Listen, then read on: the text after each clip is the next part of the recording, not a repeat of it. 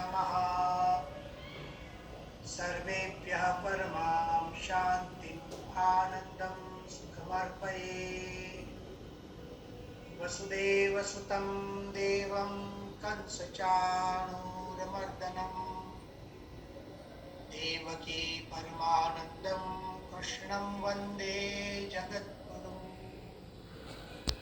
सर्वोपनिषदो गावो दुग्धा गोपालनन्दनः पार्थो वत्सः सुदीर्भोक्ता दुग्धं गीतामृतं महत्। ओम परम श्रद्धेय वैदिक सनातन धर्म की मूर्ति, मेरे प्रेरणादाता, संपूर्ण भारतवर्ष के साधु संतों के लिए आदर्श समान परम पूज्य गोविंद देवगिरी जी महाराज के चरणों में मैं प्रणाम करता हूँ। समग्र हमारा जो गीता परिवार है, उन परिवार के सभी सदस्यों के चरणों में मैं प्रणिपात करता हूँ। आज मैं बहुत ही भाव विभोर हो चुका हूँ। आज का क्षण मेरे जीवन का एक धन्य क्षण है। धन्य इसलिए है, यदि मैं ये नहीं देखता तो मन बहुत व्यथित रहता कि भविष्य क्या है, भारत का भविष्य क्या है, सनातन धर्म का भविष्य क्या है। आज मुझे बहुत बड़ा आश्वासन मिला है। मैं अब निश्चिंत हो चुका। आज जो मैंने देखा, ऐसे तो अनेक हजारों लोग जुड़ते हैं, 3-4 लोगों की बातें सुनी। ये घर घर में गीता जा रही है, इसका मतलब है यह घर घर में वैदिक सनातन धर्म की प्रतिष्ठा हो रही। ये सामान्य कार्य नहीं है। और मुझे तो इतना आनंद है आज। मैंने पहली बार देखा, मुझे पता नहीं था। आज मैं कृतज्ञता का अनुभव इसलिए करता हूँ कि स्वामी गोविंद देव गुरु जी महाराज ने मुझे आमंत्रित किया तो मेरे भाग्य खुल गए। मैं अतिथि विशेष नहीं, पावन सन्निधि भी नहीं। मैं आपको ये कहना चाहता हूँ स्वामी जी, मैं भी गीता परिवार का एक सदस्य हूँ। मैं सदस्य हूँ, केवल सदस्य नहीं। मैं जो ये गीता शिक्षण हो रहा है, लर्न गीता की क्लासेस, आप कृपया मुझे उसके विद्यार्थी के रूप में स्वीकार कीजिए। क्योंकि ये तो कितनी बड़ी बात है। जब ऐसे वर्ग में हम बैठते हैं तो अपने आप को अर्जुन के रूप में देखने का एक अवसर मिलता है। भगवान के वाक्य वो हमारे लिए तो एक वेदों की श्रुतियों के समान है। और देखिए, श्रीमद् भगवद गीता में कोई कपट नहीं, सब खुला है। एक मनोविज्ञान का मैं उत्तम उदाहरण समझता हूं भगवद गीता को। और मनोविज्ञान और तत्व ज्ञान का जो सम्मिश्रण भगवद गीता में है, मुझे लगता है दुनिया में ऐसे शास्त्र बहुत कम है जो हमारे वैदिक सनातन धर्म की परंपरा में मिलते हैं। भगवद गीता देखिए कितनी निष्कपट है। यहाँ आंसुओं की धारा भी दिखती है और मां शुचः भी दिखता है। एक दोनों का एक सम्मिश्रण देखिए। यहाँ शंकाएं भी है। 3रे अध्याय में अर्जुन कहते हैं कि भगवान आप मुझे जो बात कर रहे हैं तो मेरा तो मोह बढ़ रहा है। ये कितनी एक खुलापन है भगवद गीता का। और भक्त और भगवान का संबंध कैसा होना चाहिए, इसके लिए उत्तम उदाहरण भगवद गीता के सिवाय मुझे कोई और नहीं दिखता है। 2 दो शरणागति के बीच में पूरी भगवत गीता है। ऐसे मैं मानता हूं, एक शरणागति जहां से गीता शुरू हुई और दूसरी शरणागति जहां गीता पूरी हो गई। दूसरे अध्याय के 7वें श्लोक में जब हमारे अर्जुन कहते हैं कार्पण्य दोषोपहत स्वभावः पृच्छामि त्वां धर्म सम्मूढ़ चेताः यत् श्रेयः स्यात् निश्चितं ब्रूहि तन्मे शिष्यस्तेहम् शाधिमां त्वां शिष्यस्तेहम्। मैं मानता हूं ये गीता का उत्तम वाक्य है, जहां से गीता पूरा एक अब दूसरे मोड़ पर जाएगी। हाँ, गीता में अर्जुन रोए थे। अर्जुन इसलिए रोए थे कि हम कभी रोए तो चिंता मत करो, ऐसा समझाने के लिए रोए थे। अर्जुन को तो कोई रोना था ही नहीं।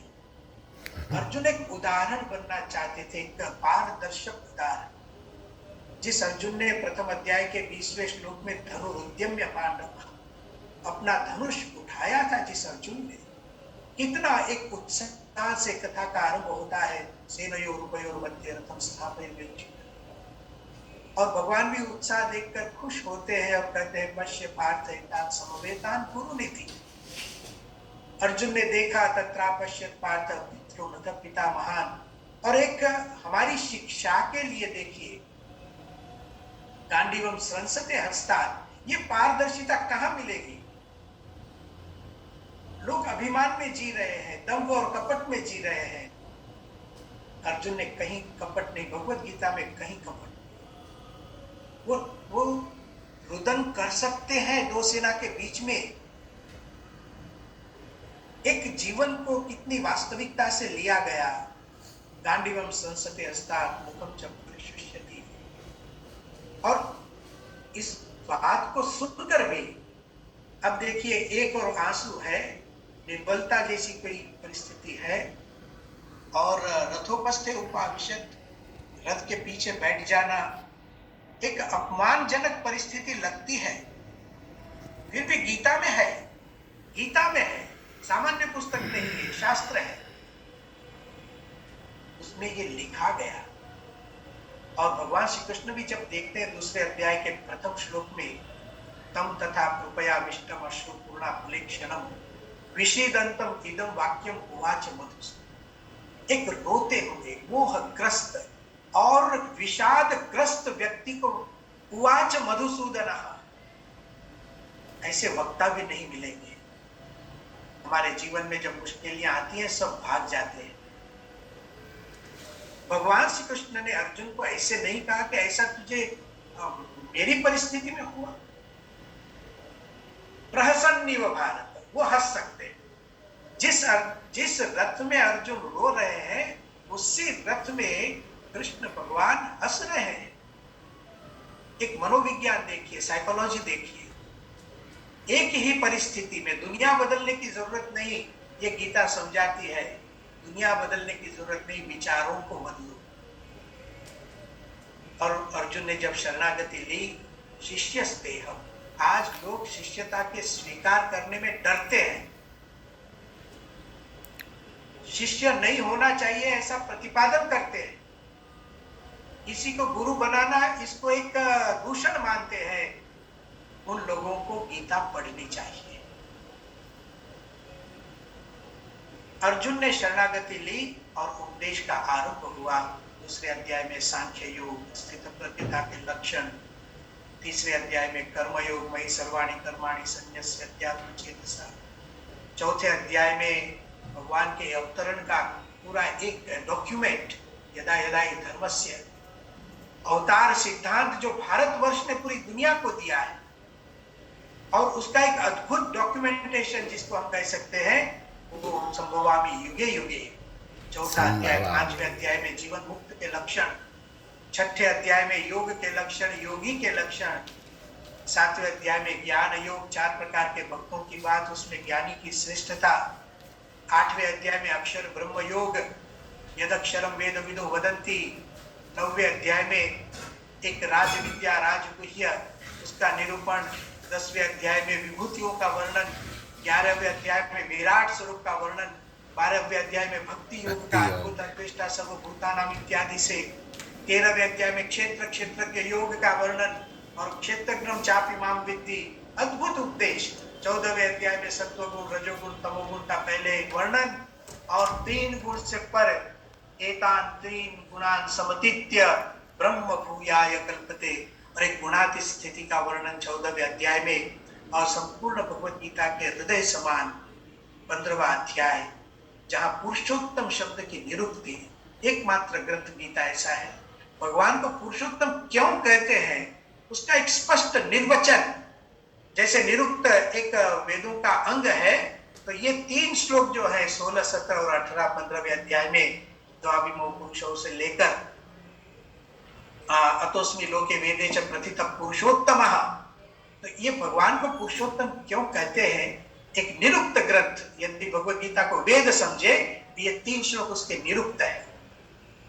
मुझे आज खुशी होती है, पूरा अक्षर पुरुषोत्तम दर्शन भगवान स्वामी नारायण ने जो उपदिष्ट किया उसका मूल आधार श्रीमद् भगवत गीता का ये जो 3 श्लोक है, यस्मात् क्षरम अतीतो हम अक्षरादपि चोत्तमः अतोस्मि लोके वेदे च प्रथितः पुरुषोत्तमः।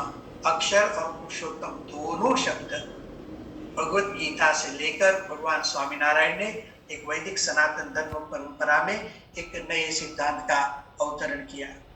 16वें अध्याय में श्रद्धात्रय की बात, अद्भुत रीति दैवासुर संपद विभाग योग की बात, इससे भी एक आश्वासन मिलता है। जब कभी दुनिया में कुछ अघटित घटना घटती है और मन व्यथित हो जाता है तो 16वें अध्याय पढ़ते हैं तो लगता है कि भगवान ने तो पहले से कह दिया है कि 2 प्रकार के लोग हैं, और उसमें ज्यादा निरूपण तो आसुरी का ही है। मुझे लगता है कि 3 ही श्लोक में दैवी जीव का वर्णन है, पहले 3 सत्वम करके, और फिर 4थे श्लोक से तो पूरे आसुरी का ही वर्णन है। 7वें अध्याय में श्रद्धात्रय विभाग योग, 17वें अध्याय में, और 18वें अध्याय में ब्रह्मभूतम प्रसन्नात्मा न शोचति न कांक्षति सम सर्वेषु भूतेषु मद भक्तिम लभते परा। भगवान स्वामीनारायण ने इस श्लोक को बहुत मूल रूप से लिया है। यह ब्रह्मरूपः भवति ब्राह्मी स्थितिम आपनोति तस्यैव भक्तो अधिकारः मद भक्तिम लभते। कह लभते? ब्रह्मरूपः मद भक्तिम लभते। तो ब्रह्मरूपता अर्थात एक त्रिगुणातीत अवस्था को प्राप्त करना, और मोह माया को छोड़कर जब हम एक शुद्ध अवस्था को प्राप्त करते हैं, ब्राह्मी स्थिति को प्राप्त करते हैं, और फिर हमें भगवान की यथार्थ भक्ति का लाभ मिलता है। 18वें अध्याय में भगवान श्री कृष्ण ने कहा अंत में 66वें श्लोक में, सर्वधर्मान परित्यज्य मामेकम शरणं व्रज अहम त्वाम सर्व पापेभ्यो मोक्षयिष्यामि मा शुचि। मैं मानता हूं कि ये जो दूसरी शरणागति 18वें अध्याय के 66वें श्लोक में, मामेकम शरणम व्रज, मेरी शरण में आओ। देखो गीता शुरू हुई थी शिष्यस्तेहम से, दूसरे अध्याय का 7वां श्लोक, और 18वें अध्याय के 66वें श्लोक में फिर से एक शरणागति आती है जो भगवान दिलवाते हैं। एक शरणागति जो भक्त ने ली थी और दूसरी शरणागति जो भगवान दिलवाते हैं। भक्त की शरणागति से आध्यात्मिकता का आरंभ होता है, और भगवान जब कहते हैं शरण में आ जाओ, तब हमारी आध्यात्मिकता चरम फल हमें मिलता है। और अर्जुन ने कहा 73वें श्लोक में, नष्टो मोह, भगवान की शरणागति से नष्टो मोह स्मृतिर्लब्धा त्वत्प्रसादात्। ये त्वत्प्रसादात् जो शब्द है वो शरणागति का बल है। भगवान की कृपा से भगवान की शरण में आए तो ऐसी अद्भुत गीता 2 शरणागति के बीच में चल रही है। और फिर तो संजय भी खुश होते हैं, और धृतराष्ट्र को कहते हैं, कभी कभी मुझे मन में हंसना भी आता है कि संजय को पता तो है कि वो धृतराष्ट्र जी को सुना रहे हैं, वो भी बहुत भाव विभोर हो जाते हैं। 18वें अंत में कहते हैं, यत्र योगेश्वर कृष्ण यत्र पार्थो धनुर्धरः तत्र श्रीर विजयो भूतिर ध्रुवा नीतिर मतिर मम। ये बात संजय जी धृतराष्ट्र को कहते हैं, तत्र विजयः। मन में हंसना आता है कि धृतराष्ट्र भी समझ रहे हैं या नहीं। अवश्य ही भगवत गीता एक मानव जीवन का उत्तम ग्रंथ है। और स्वामी जी, मैं तो बहुत गदगद हूँ आज और मुझे आपके साथ इंडोनेशिया में बाली में हम जो R20 में गए थे, तो उसमें तो सब हुआ। आपने अद्भुत प्रवचन स्वामी जी किया था। वैदिक सनातन धर्म की मूर्ति के रूप में आप वहाँ उपस्थित थे। और जब दायित्व दिया गया भारत देश को R20 का, आप मंच पर थे। और जब मुझे भी प्रवचन करना था, मैंने आपका आशीर्वाद लिया था, मैंने आपके चरण छुए थे। और आज भी मैं सबके मध्य में बोलना चाहता हूँ, स्वामी जी, आप जैसे महान संतों की निश्रा में रहकर, हमारे गुरुदेव परम पूज्य प्रमुख स्वामी जी महाराज और महंत स्वामी जी महाराज की निश्रा में रहकर एक एक समर्पित भाव से, जिसको वफादारी, रिस्पॉन्सिबिलिटी कहते हैं, पूरे सनातन धर्म की एक हमारे लिए जो जिम्मेदारी, हम तो छोटे हैं और लेकिन एक दायित्व तो है, बनता ही है कि आज विश्व में हम वैदिक सनातन धर्म की पहले रक्षा करें, उसका पोषण करें, उसका संवर्धन करें। स्वामी जी, आपके आशीर्वाद से और ये पूरा गीता परिवार, अब तो मैं इस परिवार का सभ्य हूँ, अब तो मैं इस क्लास का विद्यार्थी हूँ और बस अब मैं सबको बात भी करने वाला हूँ। आज मैं कृतार्थ हो चुका हूँ। तो बाली में हम जब मिले, मुझे ये भी इतना सुखद अनुभव हुआ कि हमने साथ में बैठकर 3 दिन भोजन किया। ये प्रसाद जो साथ में लिया, तो प्रसादे सर्व दुखा नाम हानि यस्योप जायते। लेकिन आज आपका एक विराट स्वरूप देखने मिला है, आपका विराट स्वरूप। आप बहुत शांत हैं। आप कुछ ऐसी बातें, इसका एडवर्टाइजमेंट ज्यादा करना ये कुछ नहीं है और लोग बहुत कम जानते होंगे, ऐसे मुझे लगता है, क्योंकि मैं भी नहीं जान रहा था। लेकिन इतने सारे विद्यार्थी हैं, पूरे विश्व में फैला है और ये जो भाषांतर हो रहे हैं उनसे बहुत खुशी होती है। तो अवश्य ही मैं भगवान के चरणों में प्रार्थना करता हूँ, भगवान स्वामीनारायण, भगवान श्री कृष्ण, भगवान श्री राम, भगवान श्री महादेव, आद्य शक्ति और माता जी के चरणों में मैं प्रार्थना करता हूँ कि वैदिक सनातन धर्म का जय हो। और चाहे कितने भी प्रहार क्यों ना हो, लेकिन उन प्रहारों से हम ज्यादा शक्तिमान हो, ज्यादा कार्य कर सके और संकुचितता को मिटाकर हम एक वैश्विक भारत को विश्व गुरु बनाने में लगे रहे। ऐसे आज के पवित्र दिन पर मैं प्रार्थना करता हूँ। अंत में पुनः मैं एक बार कृतज्ञता समर्पित करते हुए अपने आप को मैं धन्यवादी मानता हूँ। इतना कहकर मैं मेरी वाणी को विराम देता हूँ। ओम शांति शांति शांति। स्वामी जी, हम कृतार्थ है, हम लोग अत्यंत आनंदित है, हम लोग भाव विभोर है। इतने कम समय में सारे 18 अध्यायों का आपने बिल्कुल ऐसा अर्थ बता दिया, सारे अध्यायों के नाम के साथ साथ उनके अंतरंग में छिपी बातें बताकर और हम सबको आशीर्वाद देकर आप रुके नहीं। आपने ये भी कह दिया कि आप इस परिवार के ही है। ये हमारे सबसे बड़ी बात है। आपके मार्गदर्शन में, आपके आशीर्वाद में हम निरंतर आगे बढ़ते रहेंगे।